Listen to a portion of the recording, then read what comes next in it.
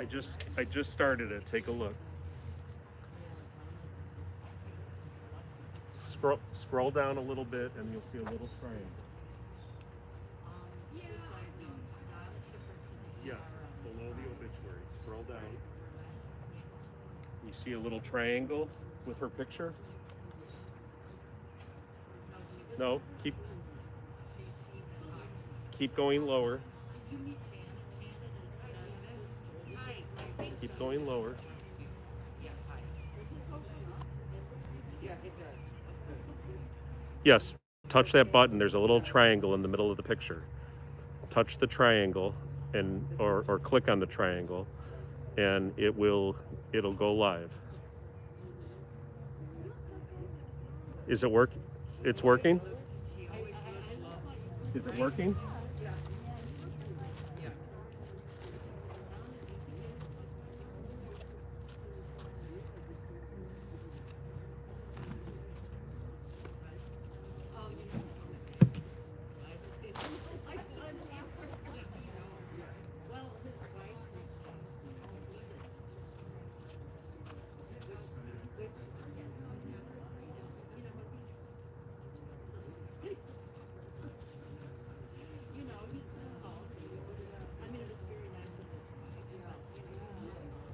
Ladies and gentlemen, in just a moment we'll be starting the service. We are now on live stream, so I noticed there was about 7 or 8 devices already signed in with us, so there's extra people here with us right now. Things you're saying will be heard. If you have an iPhone, it would be a good idea to turn it to silent at this time. And if the pallbearers would make their way up to the hearse, please.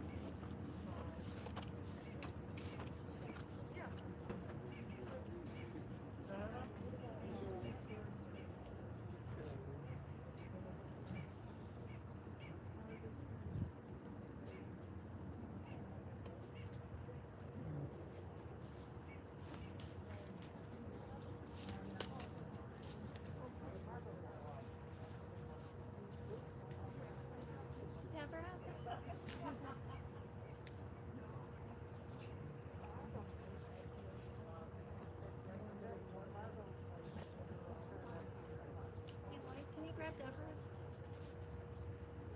Or Deborah?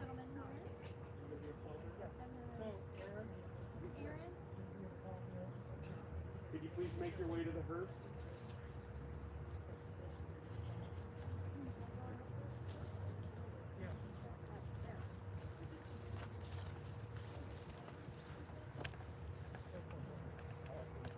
Sherry, ask the rabbi if he wants to make a stop.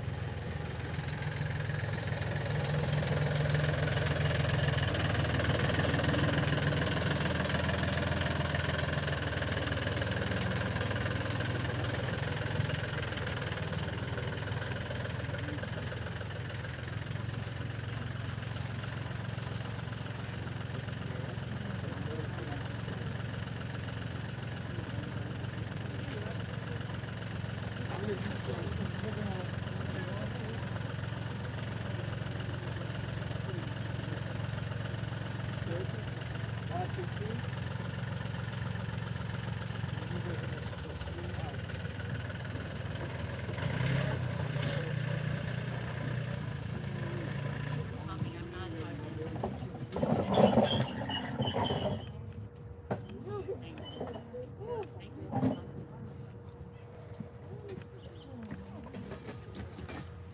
Does anybody need a program? Sir, do you need a service? Ladies and gentlemen, our service is about to begin. We ask if you have a cell phone, will you please put that into silent mode at this time? Conducting our service today is Rabbi Jeffrey Royer.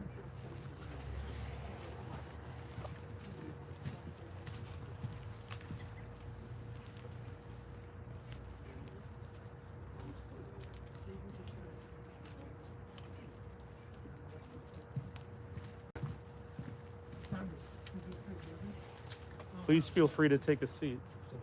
Yes.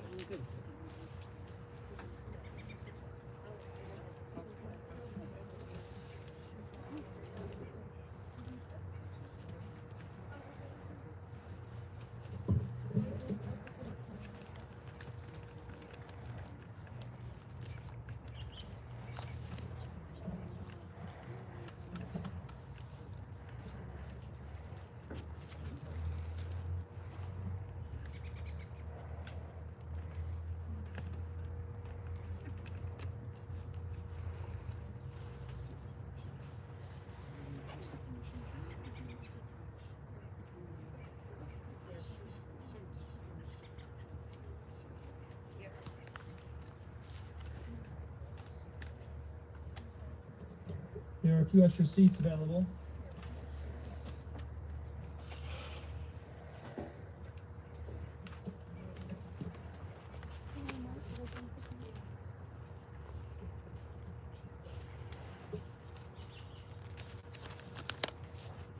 We'll begin with Kriya. So I ask those who are wearing ribbons, Kriya means tearing. So those who are wearing ribbons should stand at their places in order to perform this act of tearing.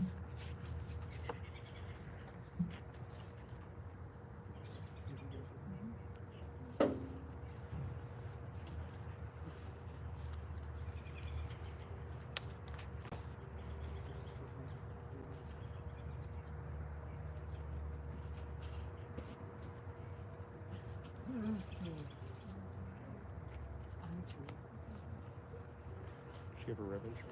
No, she doesn't need a ribbon.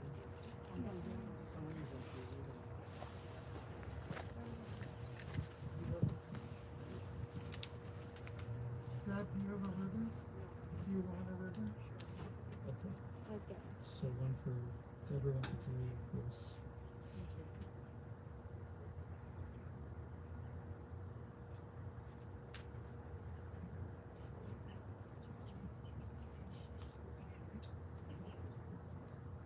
Thank you, Lord. The word Kriya means tearing, and in the Bible, when something calamitous would happen, something shocking or very sad, biblical forebears would tear their garments. It was a symbol of their torn hearts, and really exposing their hearts is what they were doing. And the prayer that is said, which you can repeat after me in a moment, acknowledges God as the Dayan HaEmet, which means the judge of truth. And sometimes things happen in our lives where we might doubt that, or that would be challenged, God as the judge of truth. But our tradition points us or guides us in that direction, acknowledging that might be sometimes hard to accept, including at times of real sadness, and yet tries to bring us to a point where we can have that sort of faith, as challenging as that might be at times. And so recite the blessing first, and then you'll just with your hands you can tear up with the ribbon after the blessing. Baruch, please repeat after me. Let's do the blessing first. Baruch atah Adonai Eloheinu melech haolam Dayan HaEmet. Amen. Baruch Dayan HaEmet. You can now tear. Oh, it's perfect. Just a little bit is fine.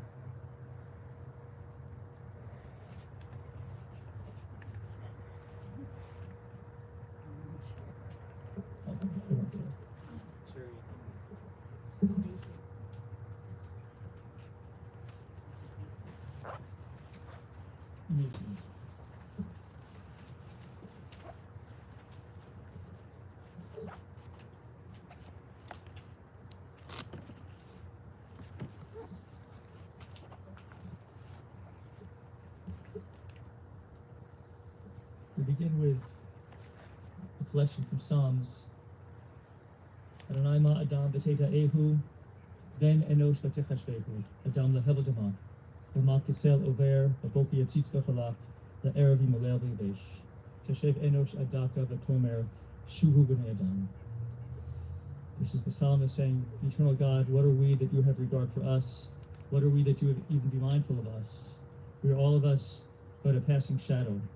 We come and go like grass, which in the morning it shoots up and is renewed, and in the morning it fades and withers. But God, you cause all of us ultimately to return unto dust, saying, Shuvu, return, B'nai Adam, return, O mortal ones. Would that we were wise, and would that we understood whither we go from here, for when we die we carry nothing with us, not our material achievements, not our glory or riches. But God, you say, Shmor Tam, U'r'eh Yashar, mark the wholehearted, behold the upright. Those are the ones who shall find peace. So friends, we gather this morning to remember one who was Tam V'Yashar. She was wholehearted and upright. She was fun-loving and spirited and very much herself. Very much a loving woman, Ida Zeman. For memory, for blessing.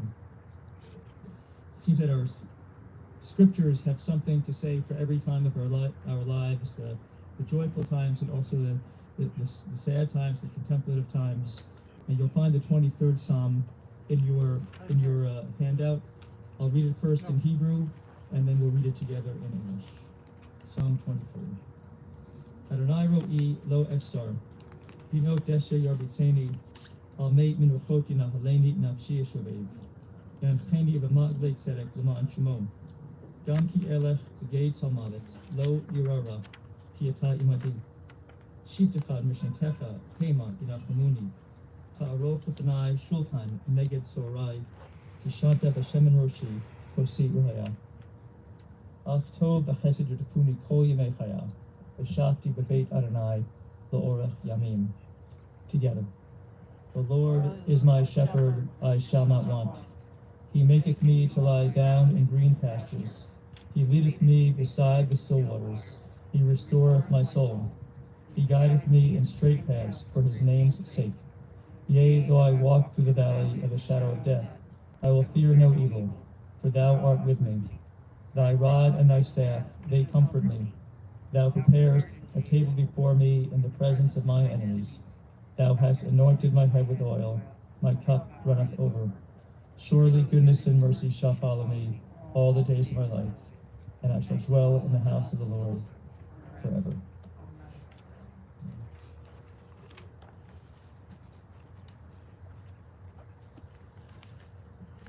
The third chapter of Kohelet, or Ecclesiastes, is familiar to us from popular song, just from the poetry of it, and it also conveys the idea, like the blessing that we said at the couple minutes ago, that things, in a sense, are unfolding the way they should. That things are going along in this world in a way that there's a right time for all of it. That also is very difficult at times to accept, but such is our tradition, always challenging us to do so. That things somehow are working out and happening in the right way at the right time. L'kol zman ve'et l'chol chepetz tachat hashamayim. To everything there's a season, a time for every purpose and experience under heaven. A time to be born, a time to die, a time to dance and a time to grieve, a time to plant and a time to uproot that which is planted, a time to cast away stones, a time to gather stones together, a time to embrace, a time when we must refrain from our embraces, a time to tear, a time to sow, a time for silence, and a time to speak. And so we do so, speaking words in memory, tribute of celebration, really, as well, about Ida Zeman and the life that she led. It's interesting that we come back to this spot now. I was thinking as I was thinking about seeing you again here, we were last together here 22 months ago, just about, maybe a little bit less, at this place of burial.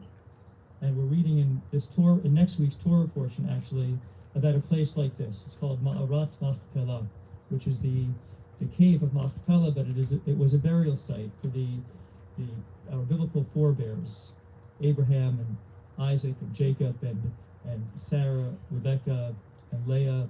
Rachel was buried elsewhere, but that was the place. It's now in Hebron in Israel. It's the wives and the husbands, the matriarchs and the patriarchs of her people. They're buried there. It is a sacred place, really. It tells the story, after all, of who we are as a people. It allows us to connect and reconnect with our roots. It gives us our background. And such is this place as well. We gathered here those months, a couple years ago, to say goodbye to Irv Zeman. He lies here. And so now we gather again to say farewell and to lay to rest his beloved, his half-century partner, that wonderful, fun, social, full of life and zest woman, Ida. Each was a leader, in a sense, of their families and the family. And like our forebears, each established roots for succeeding generations. And their lives told a story. Their lives told a story of their own experience in life, and their lives told a story, of your lives as well. Her story began as Ida Steiner, daughter of Frank and Catherine, sister to Joseph. They lived on the west side. Her mom, Catherine, suffered with illness, tuberculosis, and so she was infirmed, weakened. So Ida, by 10 years old, the little girl was shouldering significant responsibilities around the house to keep her family organized and things running. I was not surprised to learn that at her high school, Marshall, where she did most of her high school training, that Ida was a cheerleader. That seemed to make sense to me. Given her fun-loving personality, given her comfort, if I may, in being noticed, and I'm thinking now of the white go-go boots that she'd wear years later, given her love of sports, and thinking of the Sox, her cheerleading seems to make sense. She did spend her last few months at Sen, where she graduated, and she began her adult life, raising her children, Julia, Gary, and Stephen. She was not a very strict mom, but she was a very hip mom. This is where the white go-go boots come in. It's also eventually where Irv comes in. Ida had applied for a job at his company, and she actually dropped off her resume at this Mr. Zeman's home, and she got it. She got the job, a bit orthodox perhaps, but it proved auspicious. For Ida would say that when he opened the door, this is how she told the story. When he opened the door, he saw her standing there, and it was love at first sight. She got the job as a buyer. She said that Irv was a very good boss to her, and he became a very great life partner to her as well, and she to him. They dated for a long time, and then they were married for a long time, spending altogether about half a century together.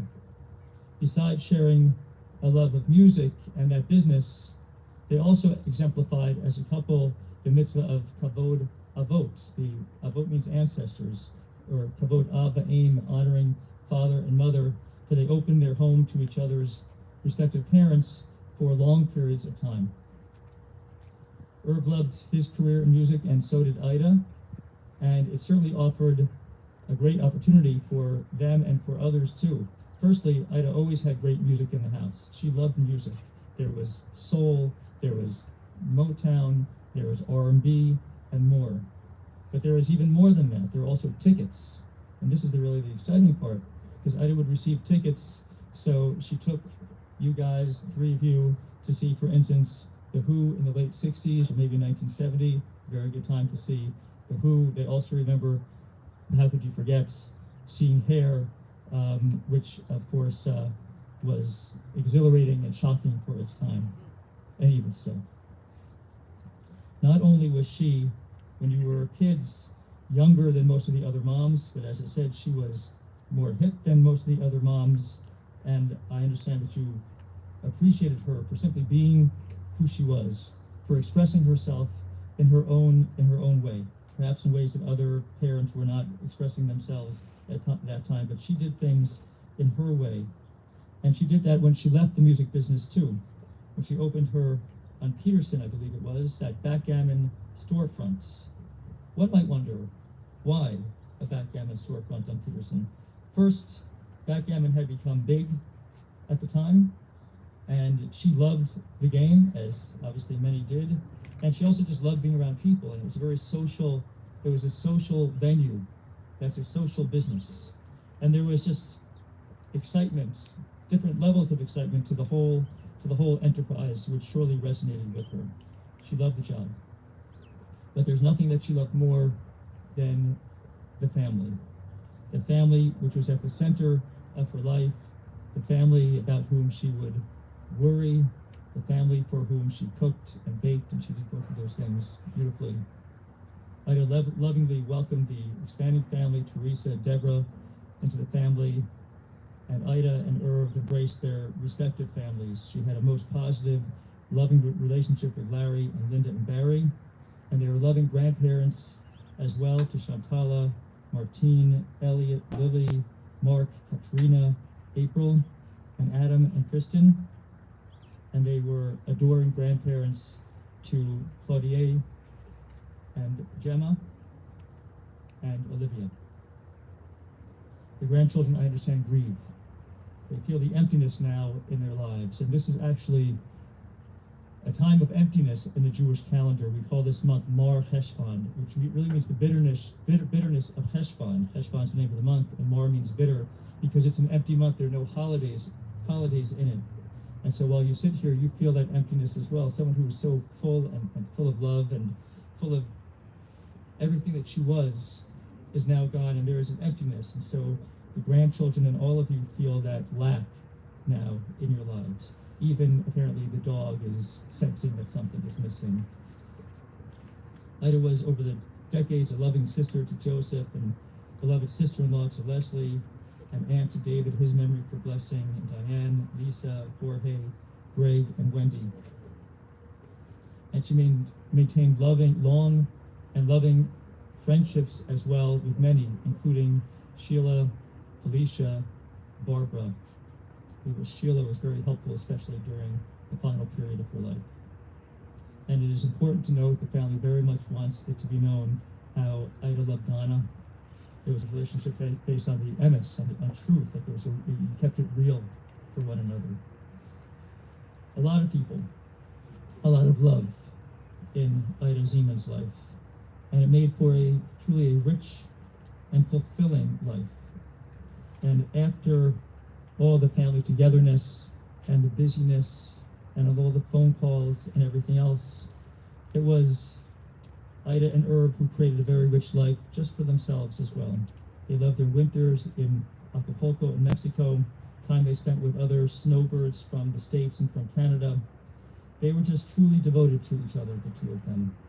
He would say that he would do anything for her, and she for him. When I spoke about Irv at this very spot, eulogy for him nearly those 2 years ago, I concluded with a bit of dictum and poetry from our sages.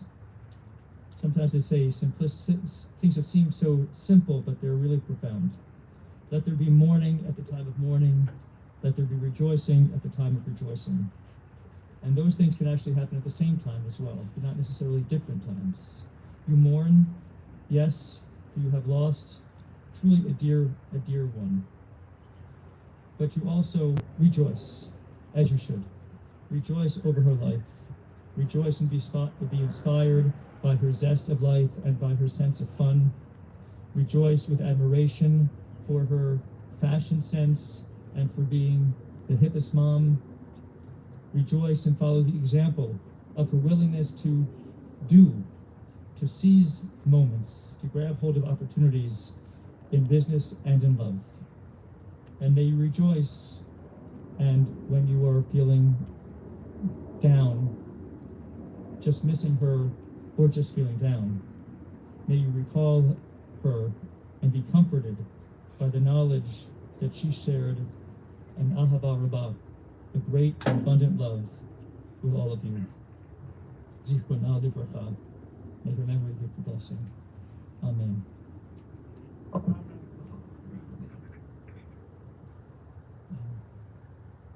know there are a few people who would like to speak. Who would like to speak first?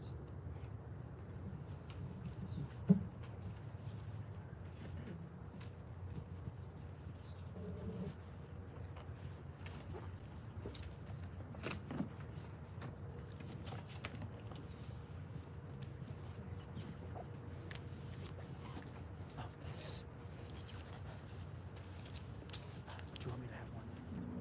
I don't think so. Should I? Okay, I'll put mine on. Thanks everybody for coming. You can remove your mask, you're downwind. Thank you everybody for coming. This has been a tough time for all of us. The emptiness for which the rabbi just spoke about really came home to me on Saturday morning. It was my habit to call my mother twice a day, in the morning and in the evening. And when Saturday morning came around, there was nobody to call. So I called my sister. And I said, it's so hard. And she reassured me. But that emptiness, Rabbi, that you speak of was exemplified in that moment for me. Boy, Ida Sandra Zeman.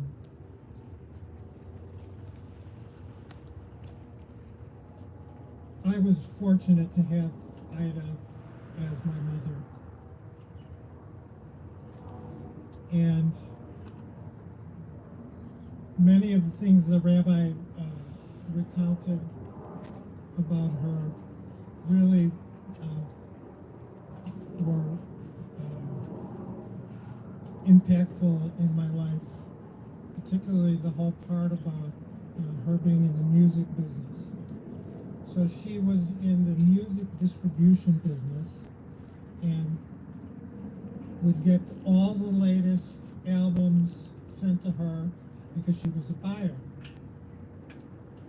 And the first time I ever heard Grand Funk Railroad and not the Who, the Guess Who. It was just so cool to have a mom that hip.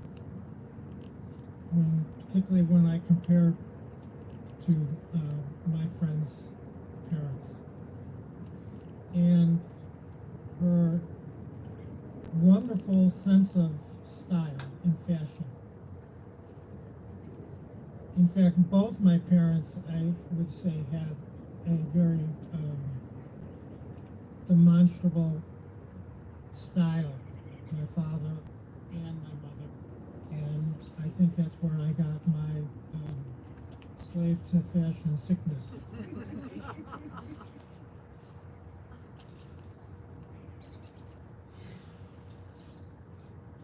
So I will spare you.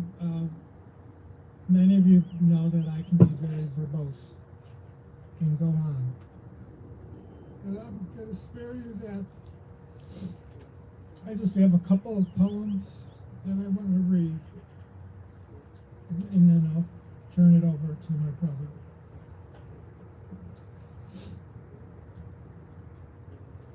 These two poems are from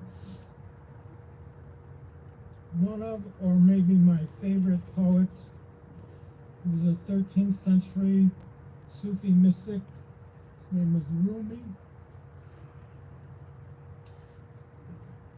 The first poem. You'll only see me descending into a grave. Now watch me rise, or the moon go down. It looks like the end. It seems like a sunset but in reality, it is dawn. When the grave locks you up, that is when your soul is freed.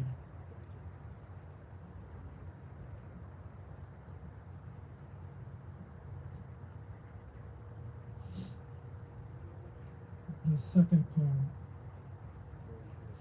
At the twilight, a moon appeared in the sky. Then it landed on the earth to look at me, like a hawk stealing a bird at the time of prey. That moon stole me and rushed back into the sky. I looked at myself. I did not see me anymore. For in that moon, my body turned as fine as soul. The 9 spheres disappeared into that moon. The ship of my existence drowned in that sea.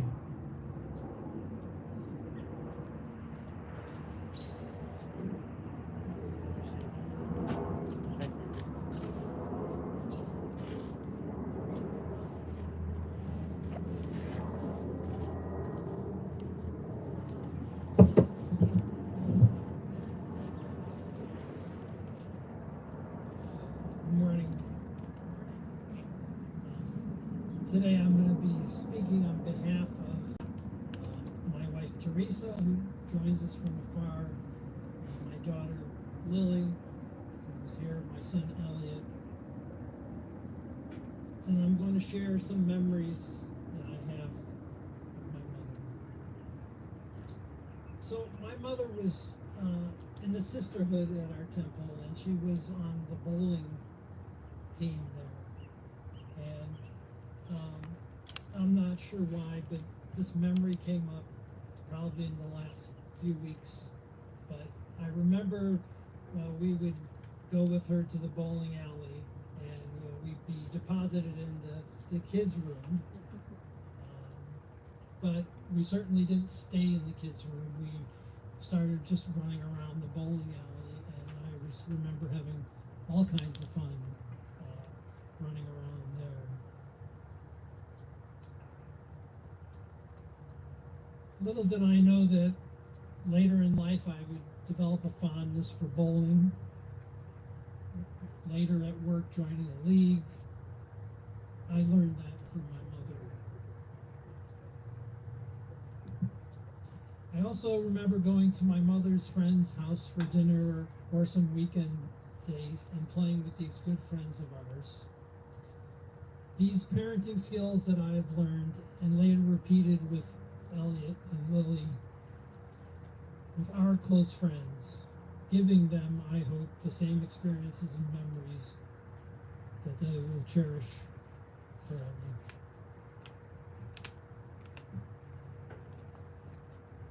Many of my mother's family moved from Chicago to LA in the 50s.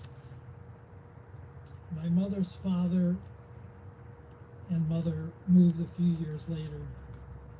And I have a vivid memory of being in their apartment just a few blocks from where we grew up. This was near their day of departure to LA.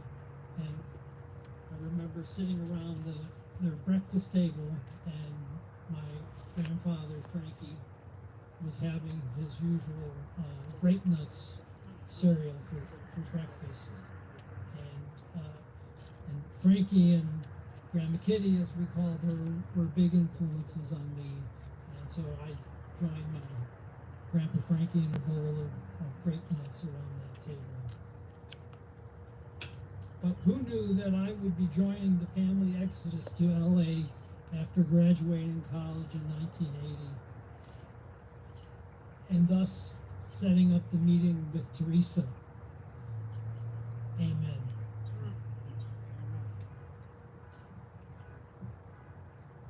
As has been spoken quite a bit today, my mother worked in the record business, which I have bragged with my friends over many years.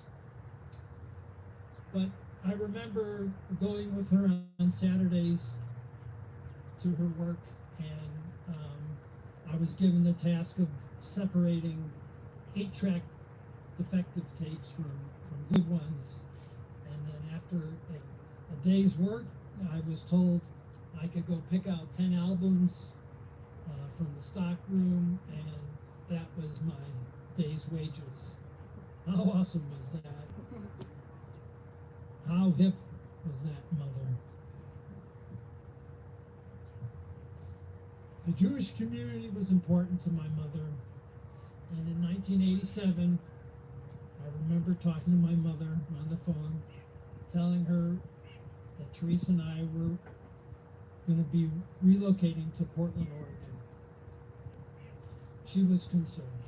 She said, "There are skinheads living there. Maybe this is not a good idea." She was concerned there was no Jewish community in Portland. But I said, "Mother, the governor is Jewish, the mayor of Portland is Jewish, and there's a vibrant Jewish community there." I think that made her more accepting of our move to Portland.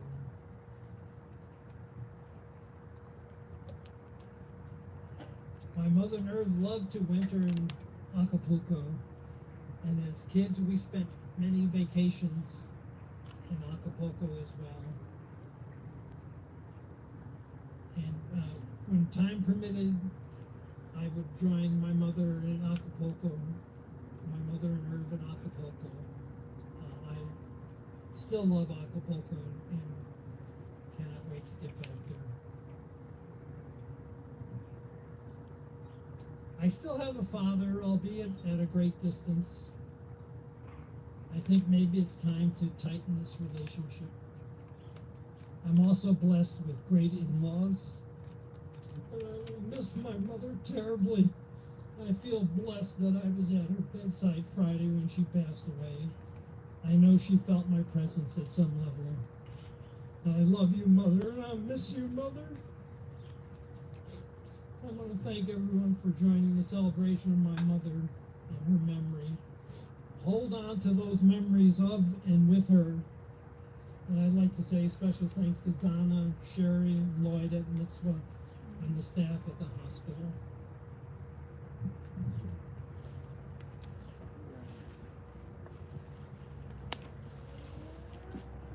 Any others would like to speak about that?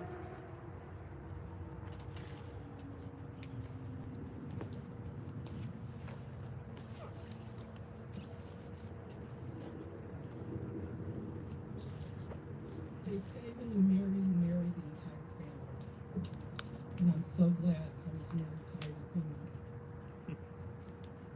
Our love affair began 30 years ago, approximately, when I first met her at one of her legendary Seder's. I was in the kitchen within earshot of her conversation with Stephen. They were in the bedroom next door. And I heard her ask, "Do you really love her?" And he replied, "Yeah, Ma, I do." And with that, she came into the kitchen and presented me with this brooch, which she told me belonged to her mother, Kitty. And with that, she welcomed me to the family. Hearing her ask that question of her son, "Do you really love her?" I thought, you know what, she's my kind of gal, blunt and no BS. From that day forward, she always treated me like one of her very own kids. We shared common interests, love of travel and fashion. And I'm wearing these tights in honor of her because if she had seen them, she'd ask me where I got them and can you get me a pair, even today. She loves sports, which we both enjoyed together. And she and I enjoyed a nice stiff vodka cocktail at a certain time of day.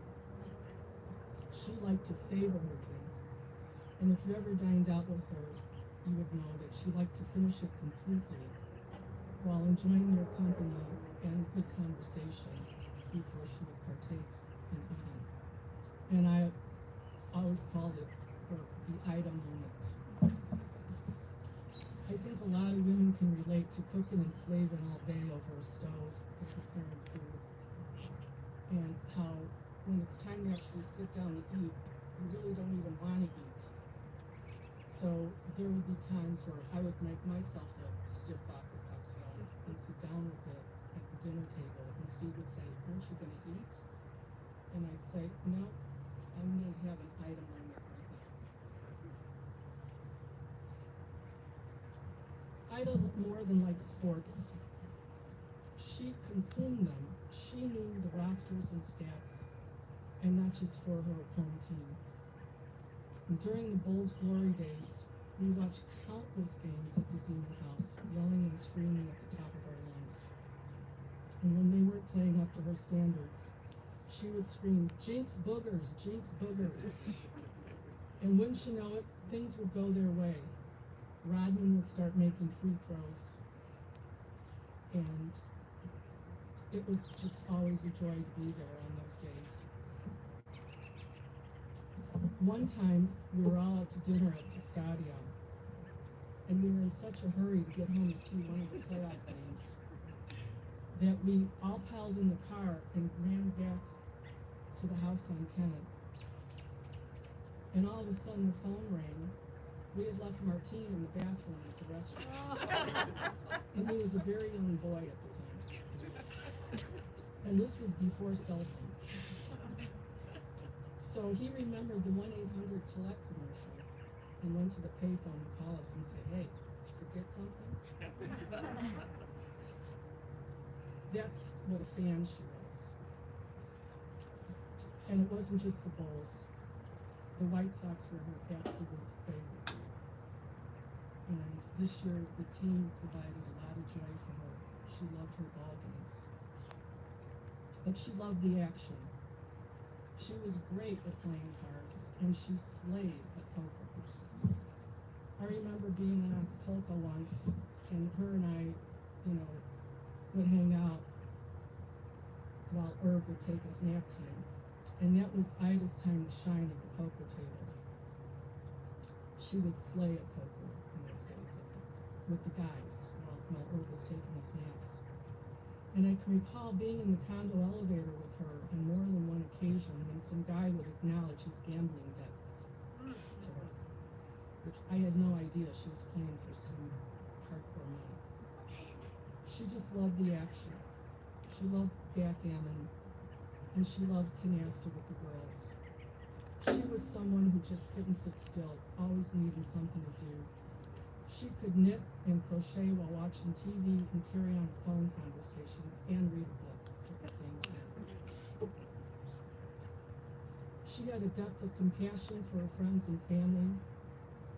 And even though she was long divorced from her first husband, she frequently visited and cared for his mother while she was in the nursing home, and made sure that his brother Seymour always had a place to go on holiday.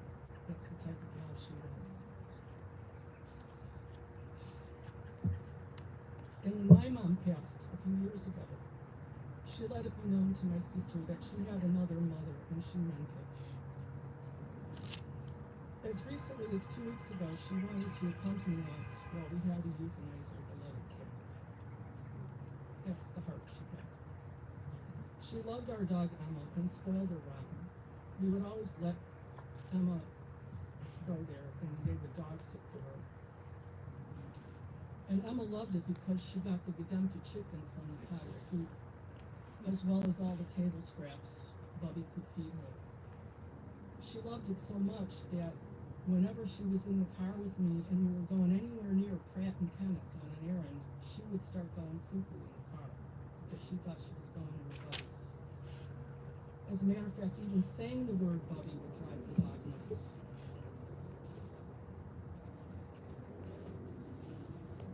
She loved staying physically fit, and she particularly enjoyed walking. And I remember our trip to New Orleans for her 70th birthday. She was the first one up and the last one to bed, and out-walked and outpaced us on that trip. This is why it was particularly difficult for us to watch her lose the use of her legs and for us to see this hand. So, just when your teens were losing Ida, and you would say jinx boogers, I'd like to, on the count of 3, ask you all to say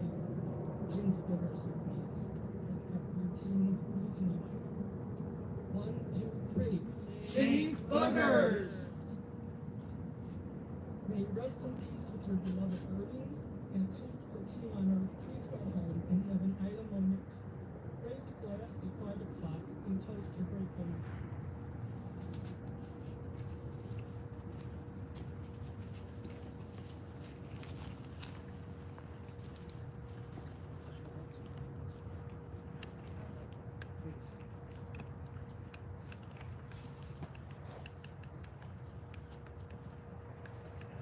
So she heard from basically her kids. So now it's time to hear from one of her grandchildren because she was even a better grandmother than anything I could have ever asked for. My mom would take me there. Here's some funny stories. Let's like move it a little bit. My mom would take me there every single time I was not feeling I wasn't feeling well because my mom needed her to watch me so she could go to work. And I'd always ask her, why do you take me to Bubby's? And Mom would say, because she used to be a nurse. And so I trusted the fact that my grandma had at some point in her life been a nurse. And she like took care of me, put Band-Aids on any cuts or scrapes, fed me whatever I wanted to eat. And then when I was about 26 years old, I found out she had never been a nurse. That lasted like 26 years of my life. She was just like, oh, I'd call her whenever I wanted to do something. My mom said you can't do it. I'd call my mom and be like, Mom's not letting me do this, or she's being mean to me. And she would talk to my mom, and I would get my way. I loved staying in her house, and even though I was kind of scared of her house, anytime I would start to fall asleep in her makeup room, which was like my favorite room in the house. It had all of her jewelry and her makeup and all of her beautiful clothes. And then I get scared and I'd run downstairs and sleep in between her and her, and they would just let me stay there the whole night. Her fashion sense. Those red cowboy boots that she most recently owned. Yeah, she loved those red cowboy boots probably as much as she loved her white go-go boots back in the day. And I just loved her love with her. They were the best couple. And I always said I wanted to find something like that, and I think that I did. I think it's because of them. Because they showed me such a good example of love. And then on Friday when she passed, we were in the car. And I just wanted to feel her spirit. I wanted to feel her around me. Because I know that she was gone before Friday. And all of a sudden I smelled her. And I started sniffing around. I sniffed my own clothes. I was like, that can't, and it was her. And I know that she was there with me. And so I just want to feel her spirit every single day. I miss her so much. I really love her so much. Thank you for listening to me cry. Anyone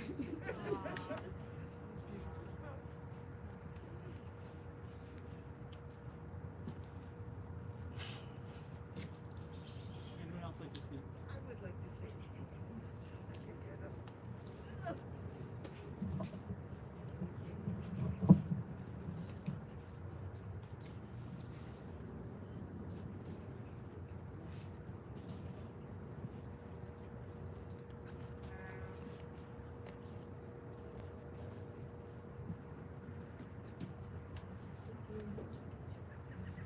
Hi, everybody. I'm a very old friend of Ida's. Felicia and I called ourselves the Three Musketeers soon after Ida's divorce. We showed her a different lifestyle. And I was always wondering who Ida was. I met her in a beauty salon where Felicia worked. So we did a lot of social things and got her out of the habit of doing nothing to getting her involved with a lifestyle. I soon found out that she was a remarkable mother. Her devotion to her children were very inspiring to me. She was genuine, she was true, she was loving. Out of all the years that we've been friends, I've never heard her say even a negative conversation or thought about any of her friends. And I admired that about her. And no one mentioned her terrific gefilte fish. What Ida didn't eat because she was nibbling when she was cooking everything, Felicia and I ate for her. which we did, and that's why we were the size that we were. And I know how many people are not privy of this, or they know what true friendship is. But Ida and I had a kind of friendship that was like the friendship and the love of an animal. Without any edges, we were there for each other. And she taught me that that friendship was very rare. And if you have it, if you're lucky enough to have it with a person like Ida or anyone, that makes you ahead of the game, because so many people I know don't really know what true friendship is. She was a wonderful friend. I will truly miss her. And while I'm here, Irving, you do need a haircut. Bye.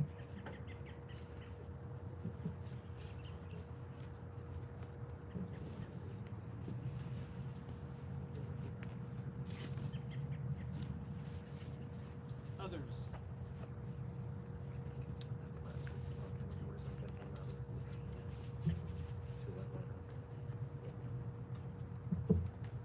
Thank you all so much for your beautiful tributes. Bedahi Reshit Uktirat Taflit Hachaim Kamasahim Kalikat Smicha Shalav Shalav. Birth is a beginning, death is a destination, and life is a journey, a going and a growing from stage to stage. And now the life journey of Ida Zeman has now come to its sad conclusion. As we, if it's comfortable to do so, please rise for the memorial prayer, El Malei Rachamim.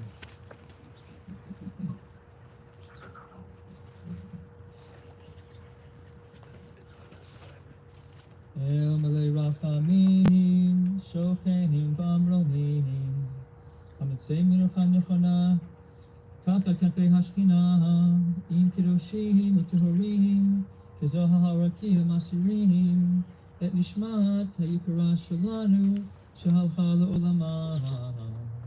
Labor Shanachnu Mikaralim, God has karat Nishmata. Udan Eden Tehei Minuchata, Achem Baal Harachamim Yasirecha, Vesetet Kenafahav Le'olamim, V'yitzvor B'tzor HaChaim Et Nishmata. Adonai Funachalata, Tatanua V'Shalom, Al Mishkava, V'Nomar. Amen.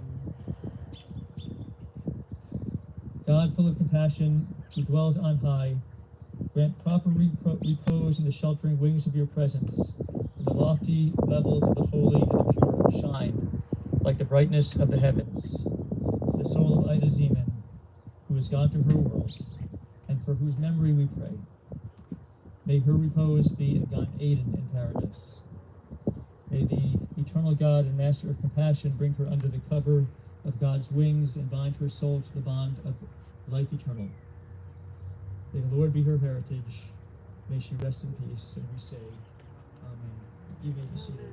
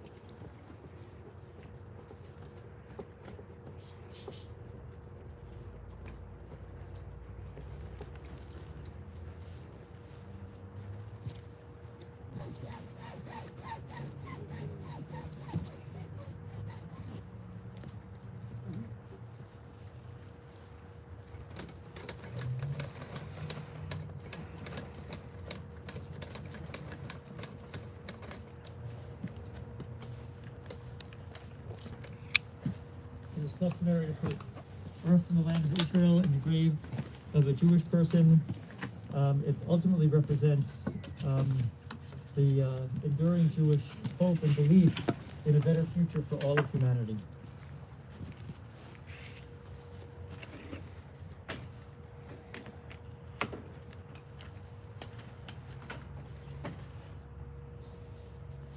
Al-Mukamah Tavo B'Shalom. By Adazim had come to her eternal home, B'Shalom, in peace. Amen.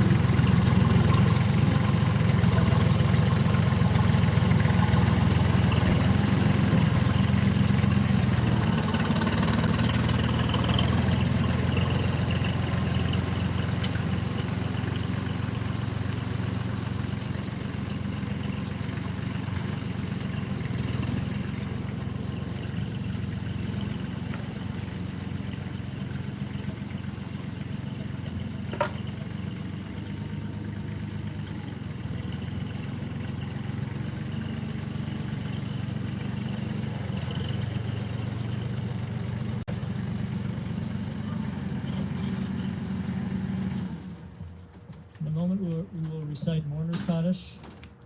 After Mourner's Kaddish, there are words of comfort, traditional words of comfort, which I'd like you all to repeat after me, speaking to the mourners, the official mourners, traditional words of comfort. Of course, there are other comforting ways to comfort them as well, with your words, your embraces, and so forth. And then it is also customary to put 3 measurefuls of earth into the grave of a loved one. There's a custom for some, if you choose to do it this way, to use the back of the shovel for 1 or the 3 measures of earth that you place into the grave. If you choose, that just demonstrates that this is no ordinary act, but really both a mournful, reluctant, and sacred act as well. Please rise, if it is comfortable for you to rise, for Mourner's Kaddish, which you should have in your handouts.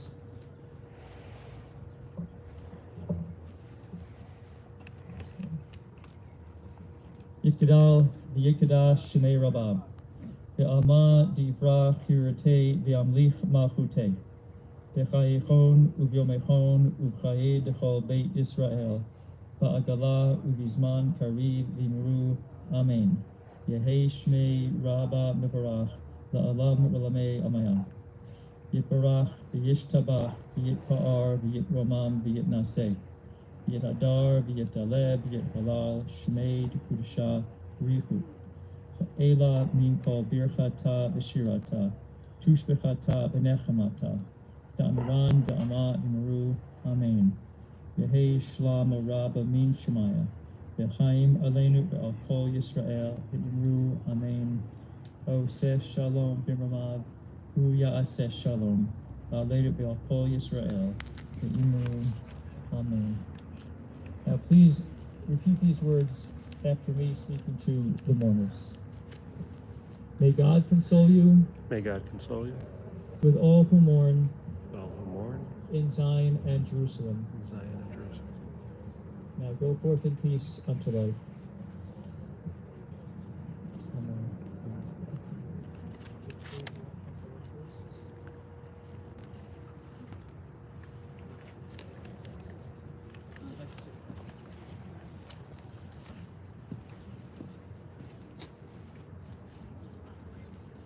It's also customary to put the shovel back into the mound of earth for the other person, the next person to take it herself or himself.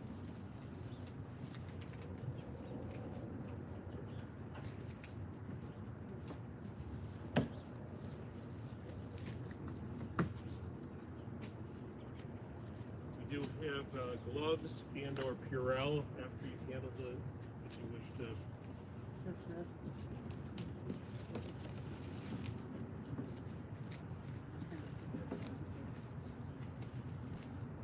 Sometimes it's just one with the back of the shovel and the other two. Just want to mention there's been 18 devices signed on, so there's probably another 30 or so people that have been joining us for the funeral.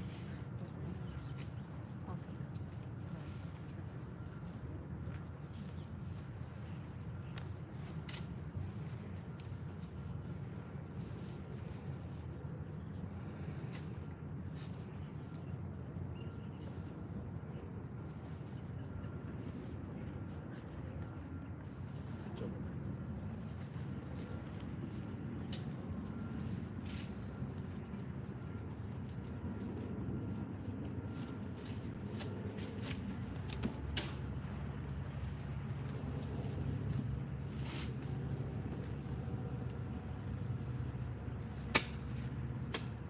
Others are welcome to come forward now as well. You can form two lines if you wish. Just be careful on this side. It is rather narrow.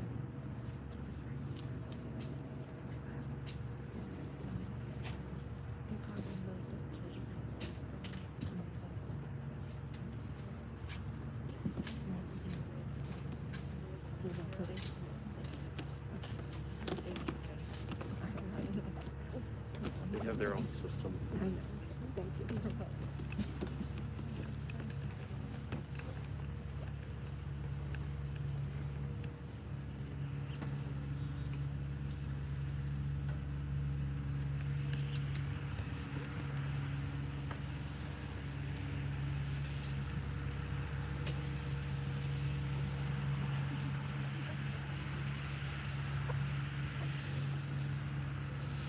You're welcome to form a line over here if you wish.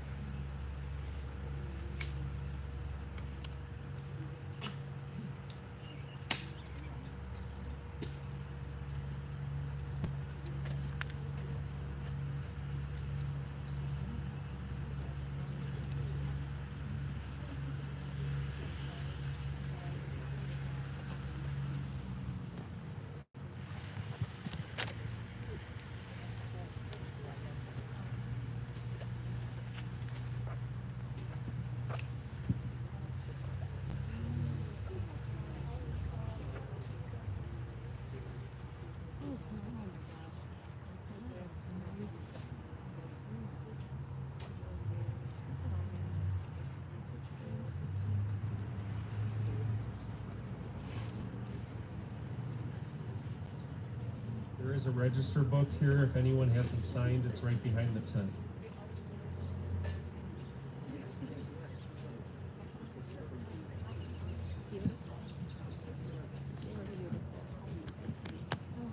I know you loved your mom very, very much, honey.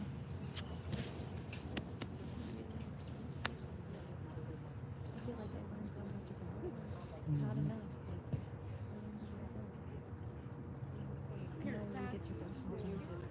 too much Purell, so I'm doing this one. It really went when I It went? It went. It should dry.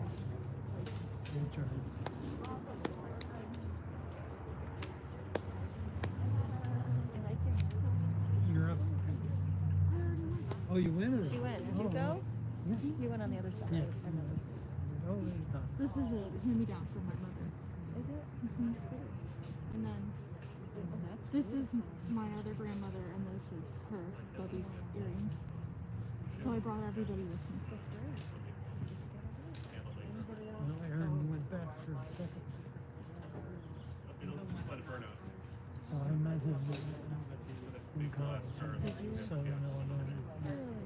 And then he was on my dorm floor, and then we were roommates for a couple of years. Oh, yeah. He's very devout. Alright, I'm going. Okay. Really? Did you go? I went. Yeah, and she just kept on coming back. Third in the game. You did. Anybody else? Sherry? We're good to go. Rabbi? We're good to go.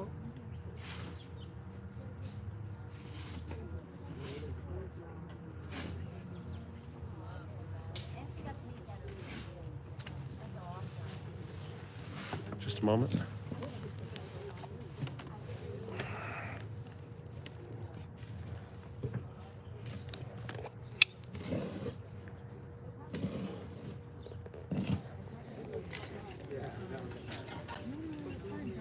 Just say goodbye and thank you to the people.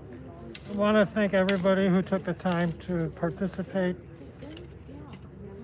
It's been as hard for you, I'm sure, as it has been for us here. But thank you. Do you want to say goodbye to the people that are online? There's still about 17 devices. Thanks for joining, and hold on to your memories of my mother.